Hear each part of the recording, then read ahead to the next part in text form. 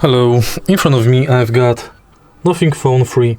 In this video I'll show you how to hard reset your smartphone via system settings.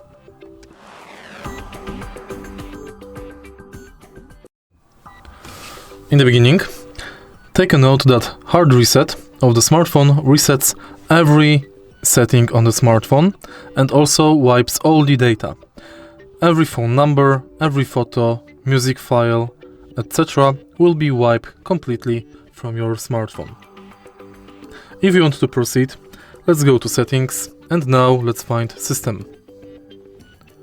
Select reset options and now select erase all data.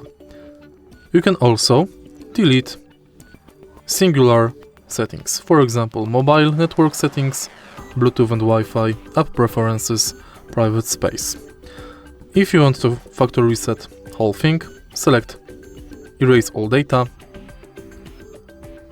You can also erase SIMs and confirm. Enter your PIN number.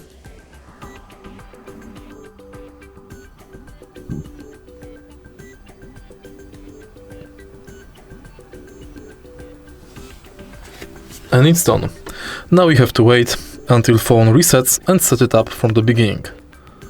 If you find this video helpful, please leave like, comment and subscribe.